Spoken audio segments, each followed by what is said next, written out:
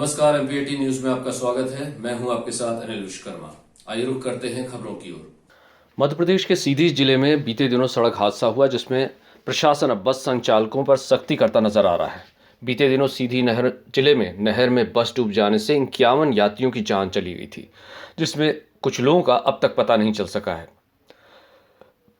लगातार NDRF और स्थानीय लोगों की मदद से कुछ लोगों को बचाया जा सका है, लेकिन इस दुखद घटना ने बस संचालकों की कार्यप्रणाली और पूरे सिस्टम पर भी बड़ा सवाल खड़ा कर दिया है, जिसके बाद प्रशासन अब यात्री बसों की जांच कर रहा है। शहडोल जिले में भी आज कलेक्टर डॉक्टर सतेंद्र सिंह ने जिले के आला अधिकारियों के साथ बस स्टैंड पहुंचकर बसों के अंदर खुद जाकर न सिर्फ बसों में बैठकर यात्री क्षमता का निरीक्षण किया, बल्कि इन बसों के दस्तावेजों की भी जांच की। इस दौरान यह बात सामने आई कि बस संचालक यात्री क्षमता की अनुमति के लिए जब बस लेकर जांच के लिए RTO पहुंचते हैं तो वहां क्षमता कुछ और होती है, लेकिन दस्तावेज तैयार होने के बाद बस संचालक बसों में सीटों का इजाफा कर देते हैं और मनमाने तरीके से बस का संचालन करते हैं, जिससे न सिर्फ राजस्व की चोरी होती है बल्कि आए दिन गंभीर घटनाएं भी सामने आती है। सीधी बस हादसे में कुछ इस तरह की ही लापरवाही सामने आई थी, जहां बस में क्षमता से ज़्यादा यात्री सवार थे।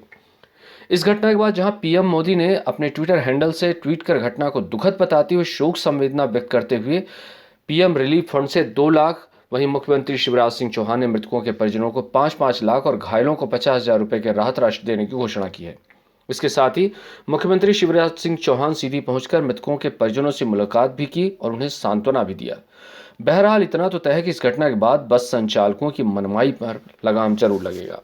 कल हमने करीब 16 व्हीकल्स में 48,000 रुपये का शमन शुल्क काटा था और इसके अतिरिक्त एक वाहन हमने जब्त किया है ओवरलोड पे।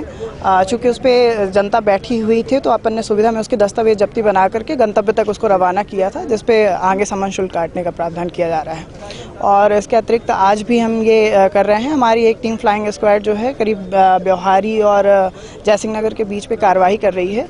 लगभग आज भी उन्होंने 20,000 से ऊपर का चालान काटा है और हम भी यहाँ पे लगे हुए हैं। माननीय कलेक्टर महोदय और माननीय SP महोदय के अपन ने मार्गदर्शन में यहाँ भी कार्यवाही सुनिश्चित करना किया है। किस तरह कमी मिली है अभी आपको? मोस्टली गाड़ियों में तो सबसे ज़्यादा जो कमी मिल रही है वो इमरजेंसी एग्जिट के सामने सीट लगे होने की मिल रही है और इस पे बार बार कहने उपरांत भी ये रिमूवेबल सीटें लगाते हैं। जो फिटनेस के दौरान जब आते हैं तो सीटें रिमूव करके आते हैं और वर्तमान में इनमें सीटें लगा दी जाती हैं बाद में अतिरिक्त सवारी बैठाने के लिए। मोस्टली ज़्यादातर यही है। कुछ गाड़ियों में फायर एक्सटिंग्विशर एक्सपायर पाया गया है, कुछ में सही है।